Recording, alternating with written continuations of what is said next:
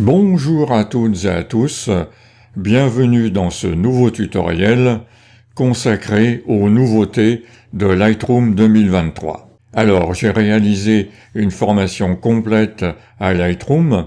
Cette formation commence à dater un peu. Aussi, à chaque nouvelle version, je réalise un nouveau tutoriel présentant les nouveautés et je le présente comme étant un complément à ma formation complète. Après avoir rattrapé la concurrence en matière de retouche locale, et même en prenant de sérieuses avances, Adobe continue à creuser l'écart en ajoutant encore de puissantes fonctionnalités au masquage, donc aux retouches locales.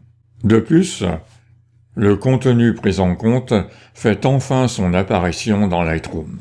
Cette fonctionnalité était attendue depuis longtemps, donc sans être la révolution de la version 2022, la version 2023, c'est encore du lourd. Je vais vous présenter tout ceci. Alors, comme d'habitude, vous allez pouvoir télécharger les photos que je vous propose dans ce tutoriel.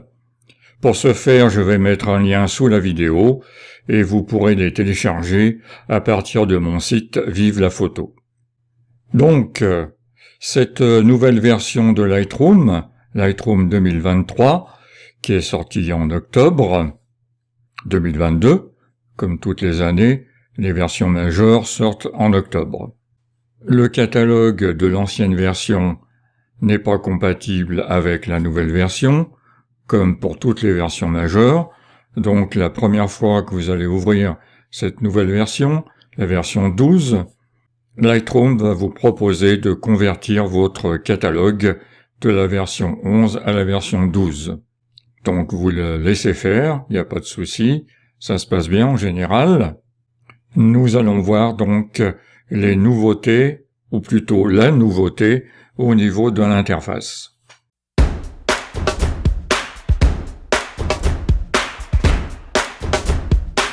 Il est possible dans cette version de permuter le panneau à droite de votre logiciel avec le panneau à gauche.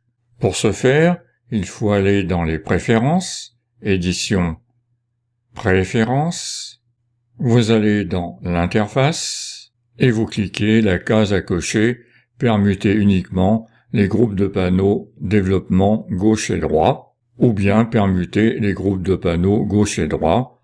Donc on va le faire pour le développement. Je fais OK. Alors bien évidemment, malheureusement aussi, ça ne se fait pas tout de suite. Il faut relancer Lightroom pour que ça prenne effet. Alors je le fais hors connexion de ce tutoriel. Voilà, c'est fait. Et je dois avouer que ça me fait un petit peu bizarre. Moi, j'ai pas l'habitude d'avoir mes réglages de développement à gauche. Alors pourquoi cette modification? J'avoue ne pas trop savoir. C'est une modification vraiment mineure. Ça doit correspondre à une demande, peut-être pour les gauchers. Je vais vite revenir à la version précédente. Voilà, je suis revenu à la version précédente. Je suis beaucoup plus confortable personnellement. Je vais fermer ce qui me sert à rien, le panneau du bas et le panneau gauche. Et nous allons voir une mise à jour beaucoup plus importante, c'est l'introduction du correcteur avec le contenu pris en compte.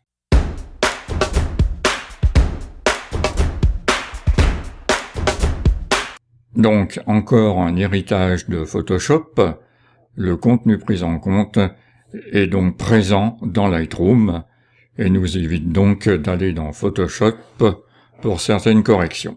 On va voir ça tout de suite. Sur cette photo de paysage, là j'ai un panneau qui m'embête, il est un petit peu parasite, j'aimerais le supprimer, et puis j'aimerais supprimer aussi cette clarté, je sais pas d'où elle provient, c'est pas une de mes photos, qui gêne le spectateur, hein, qui gêne la vision de ce paysage. Pour ce faire, j'ouvre le correcteur, donc ça ouvre un panneau correcteur en fait, un panneau de 3 outils, donc le nouveau correcteur avec le contenu pris en compte, basé sur le contenu, l'ancien correcteur corrigé pour enlever les taches de capteur surtout, et puis le tampon de duplication qui existait auparavant, qui est également un héritage de Photoshop. Alors regardons un petit peu ce correcteur. Donc je peux régler la taille et l'opacité. Alors la taille, je vais la laisser comme ça, on peut la régler avec la molette de la souris. Et là, je vais tout simplement peindre sur ce poteau qui me gêne un peu. Alors vous voyez, quand on peint, il n'y a pas d'incrustation de couleurs. C'est assez intéressant parce que ça permet de mieux voir ce qu'on fait. Voilà, il analyse et il remplace. Et c'est fabuleux. C'est vraiment parfait. Alors je vais sortir du correcteur pour qu'on y voit mieux. Voilà. Et vous voyez, c'est nickel, hein. Il a remplacé par le contenu au niveau de la route, au niveau du talus. Ça se voit absolument pas. Donc bravo. Là, essayons sur notre tache de lumière, devant. Je vais le mettre un peu plus fort. Donc là, c'est un peu plus compliqué. Si j'utilise le tampon de duplication, ça va pas être simple avec la ligne blanche. Il faut la reconstituer. On va voir comment il se débrouille. Donc je peins un petit peu largement sur ma tâche. Un petit peu trop là, mais bon. Essayons. C'est vraiment nickel. C'est incroyable. Regardez. Travail impeccable. Il n'y a rien à redire. Franchement, je suis assez bluffé par ce nouvel outil qui fonctionne parfaitement.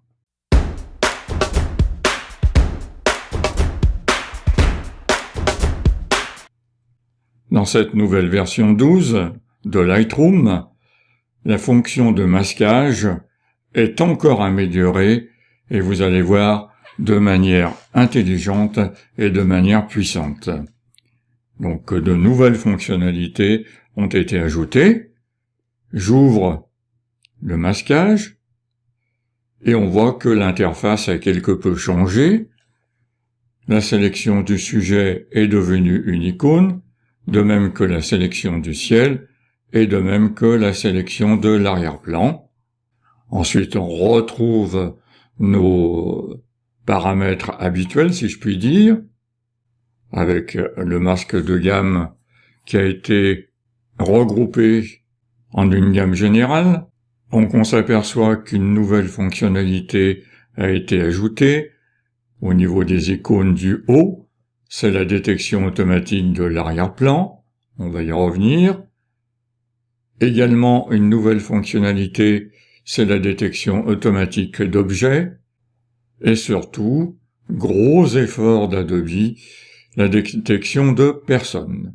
Si votre photo contient une ou plusieurs personnes, elles vont être détectées automatiquement par le moteur d'intelligence artificielle de Lightroom, à savoir Adobe Sensei.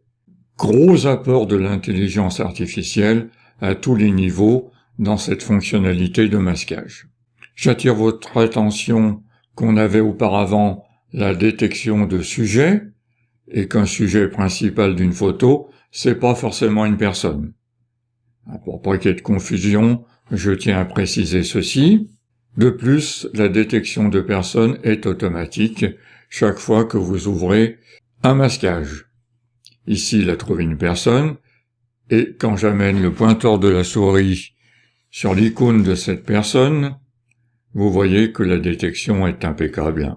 Les cheveux ont été isolés. Globalement, il y a des endroits où il s'en est un petit peu vu parce que l'arrière-plan est de la même couleur, mais c'est vraiment pas gênant. C'est parfait, encore une fois. Sur cette personne, je vais pouvoir faire donc des modifications globales, mais aussi des modifications locales de la personne. Je m'explique, je clique sur personne 1. Alors c'est dommage, on ne peut pas renommer les personnes, mais ça va peut-être venir. Que se passe-t-il? Il va analyser tout ce qu'il peut détecter dans cette personne, à savoir toute la personne, ça on sait qu'il sait faire. Il s'aperçoit qu'il est capable de détecter la peau du visage. Vous voyez, quand j'amène la souris sur le libellé peau du visage, elle apparaît, et c'est parfait. La peau du corps, les sourcils, le sclère de l'œil, c'est-à-dire le blanc de l'œil, l'iris et la pupille, les lèvres, les dents et les cheveux. Ces critères vont être variables en fonction des détails de la personne, des détails que Lightroom est capable d'isoler. Donc tout ça est calculé automatiquement par Lightroom. Alors ce qu'on va faire, on va lui modifier la couleur de ses cheveux. Je clique sur la case à cocher cheveux, et puis lui blanchir ses dents. Lightroom s'aperçoit qu'il y a deux choix, donc il demande s'il peut créer deux masques distincts. Si je décoche, il n'y aura qu'un masque, et là, je vais vous le montrer, comme ça ce sera plus simple, ça ne va pas marcher. Regardez, je crée un masque, donc il a créé un masque avec deux composantes, les cheveux et les dents. Alors vous pouvez renommer tous ces libellés pour que ce soit plus clair, hein. Là je vais pas le faire, mais vous savez qu'on peut le faire. Par contre, j'ai des paramètres de modification, toujours les mêmes, mais ces paramètres vont concerner les deux critères. Donc ça ne va pas marcher. Regardez, je change la couleur des cheveux, je vais lui faire des cheveux bleu-vert, allons-y carrément. Par contre, les dents deviennent bleu-vert également, ça ne marche pas dans le cas présent. Alors je réinitialise, et je recommence ma sélection. Voilà, les cheveux, les dents, et là je crée deux masques distincts. Créer masque, et là vous voyez j'ai masque 1 qui va concerner les dents, et masque 2 qui va concerner les cheveux. Bon, renommez bien vos masques, hein, parce que masque 1, masque 2, ça ne veut rien dire. Alors je vais mettre mes cheveux en bleu, j'y tiens, c'est très tendance, voilà, bleu-vert, et sur les dents, donc l'autre masque, je vais les blanchir. Vous voyez, chaque fois la sélection apparaît en incrustation de couleurs. Vous voyez, si je joue sur les blancs, ça va blanchir très fortement les dents. Et comme ceci, avec plusieurs masques, je peux retoucher localement mon portrait. Donc c'est assez puissant, c'est très bien fait, ça marche très bien. Alors que se passe-t-il si on prend une photo qui a plusieurs personnes? Alors on va le voir, je réinitialise tout ça, et je vais changer de photo, je vais prendre un groupe de personnes. Alors vous avez toutes les photos, vous pouvez faire pareil chez vous. Alors vous voyez, il a sélectionné tout le groupe, avec quelques petits défauts, notamment sur le bas, mais c'est pas grave. Et si je clique sur une personne, vous voyez que la sélection de cette personne est impeccable. Je les prends les unes après les autres. Il a même détecté les interstices du bas, ce qu'il n'avait pas fait en groupe, et ceci pour toutes les personnes. Je peux sélectionner tout le groupe et travailler dessus, et je peux sélectionner sur une personne et travailler dessus. Voilà, j'ai sélectionné la première, là. Il détecte les éléments qu'il peut modifier, ça va être un peu plus délicat, mais il a bien isolé la peau du corps, les sourcils, etc.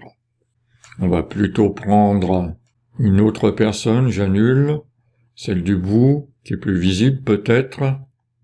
Voilà, comme ceci. Là, je vais modifier la peau du corps et la peau du visage, par exemple.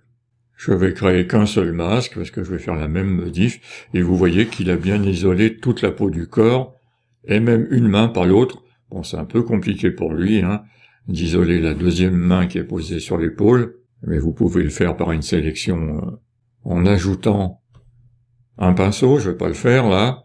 Donc là, je vais créer un masque global. Voilà. Et je vais adoucir la peau de cette personne en enlevant de la texture. Et vous allez voir, la peau va s'adoucir considérablement, si je l'ai très fort. Voilà.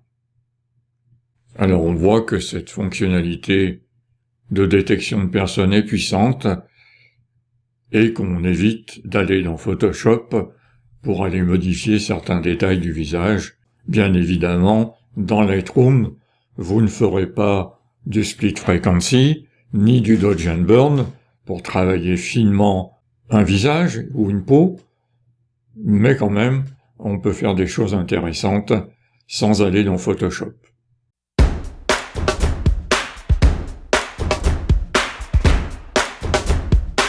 J'ai ouvert une autre photo, une photo qui contient 3 objets, et on va voir une fonctionnalité puissante qui a encore été ajoutée à notre masquage. J'ouvre le masquage et je vais sur détection d'objets. Donc ça va vous permettre de sélectionner des objets, comme son nom l'indique. Je clique sur objet. Voilà, un nouvel objet. Et là, j'ai 2 possibilités. Sélectionner l'objet avec le pinceau ou bien avec un carré de sélection. Alors, je vais d'abord sélectionner la plume, qui est une sélection un petit peu difficile. Je vais le faire au pinceau. Donc, je prends le pinceau, comme ceci. J'agrandis un petit peu sa taille et je peins sur la plume très généreusement. Voilà. Et sur l'encrier, je suppose que c'est un encrier. Voilà, je laisse calculer. Et vous voyez, c'est assez exceptionnel. La plume est sélectionnée vraiment dans tous ses détails, sur un arrière-plan qui était uni, certes, mais quand même, c'est du bon travail. L'encrier aussi. Il y a juste un problème sur le bas de la plume dans l'encrier qui n'est pas sélectionné.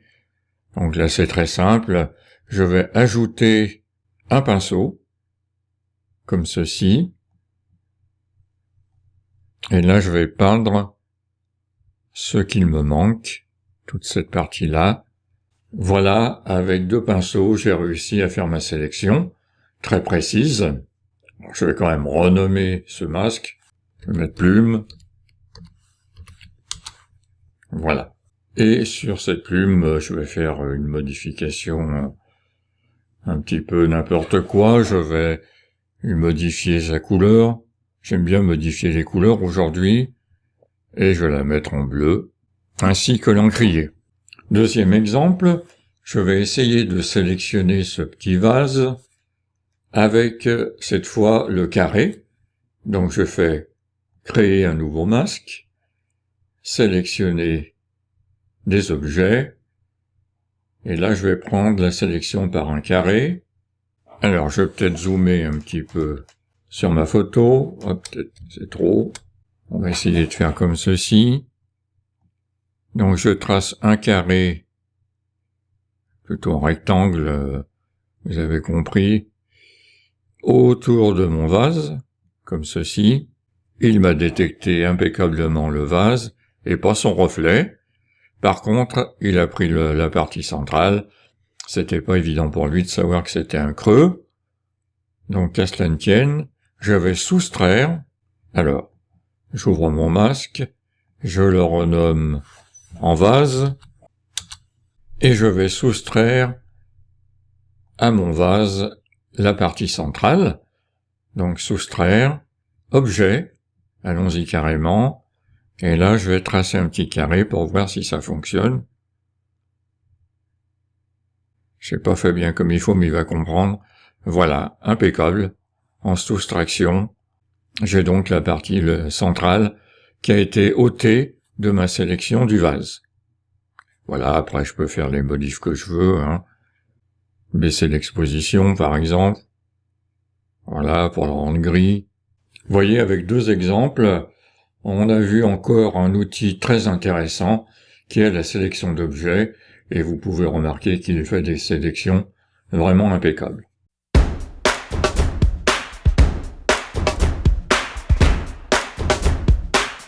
Alors, autre fonctionnalité très intéressante qui a été ajoutée au masquage, c'est plutôt une automatisation de plusieurs fonctionnalités. Je vous montre.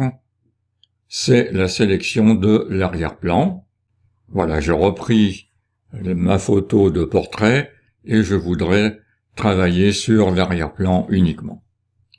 Je vais dans la fonctionnalité de masquage et là je vois qu'il y a une icône arrière-plan. Alors qu'est-ce qui va se passer? Je clique dessus. Vous voyez, il y a une détection automatique.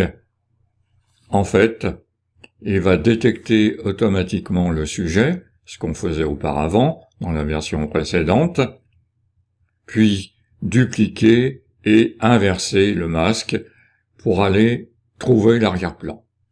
Donc tout ça c'est automatisé maintenant, on peut aller directement sur l'arrière-plan. Et vous voyez, c'est merveilleusement bien fait. On n'a vraiment que l'arrière-plan avec les cheveux pris en compte. Alors ce que je vais faire, je vais travailler mon arrière-plan. Je vais désaturer l'arrière-plan pour qu'il soit moins présent. Donc je vais le rendre quasiment en noir et blanc, même carrément. Voilà. Et je vais le flouter, bien qu'il soit déjà bien flou, en enlevant de la clarté. Je l'ai rendu carrément flou. Et vous voyez, c'est impeccable. Le portrait n'a pas du tout été touché. Donc voilà une fonctionnalité qui est très pratique. Donc votre sujet principal, ça peut être une fleur, hein. C'est pas forcément une personne, et il détectera automatiquement l'arrière-plan.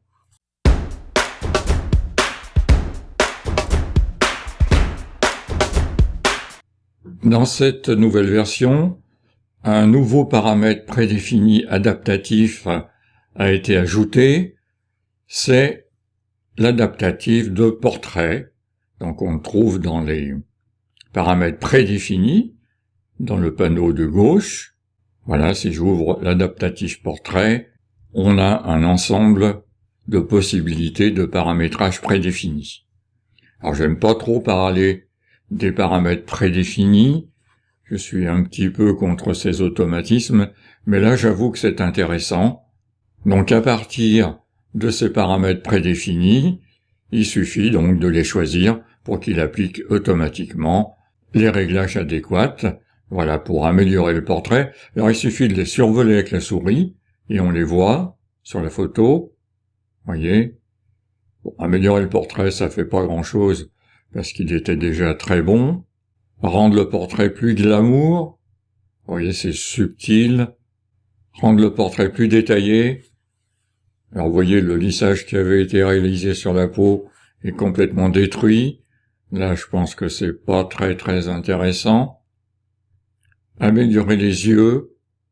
Alors il a donné de la brillance dans les yeux. Blanchir les dents.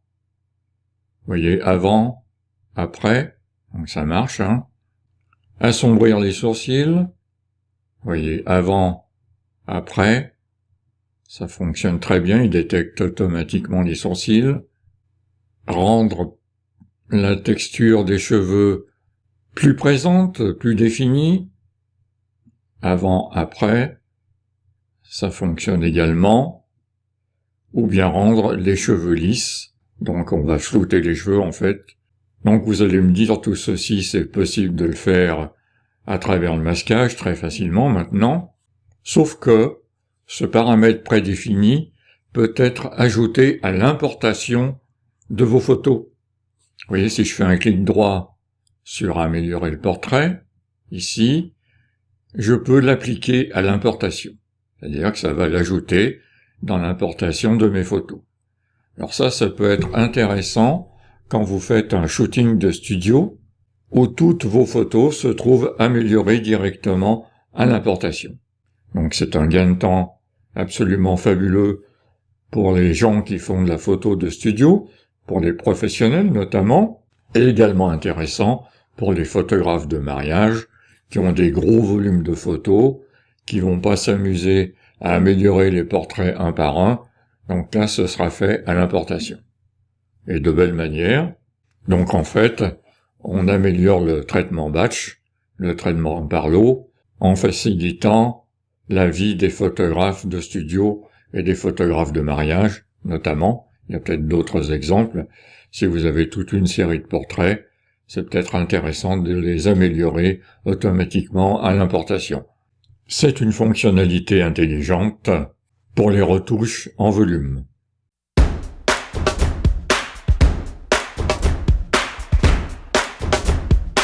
Voilà, je pense avoir balayé toutes les nouveautés de la version 2023. Donc, Adobe nous propose encore une belle version, particulièrement pour les nouvelles fonctionnalités qui ont été ajoutées au masquage. Ce sont des fonctionnalités puissantes, c'est clair, et en plus qui fonctionnent sacrément bien.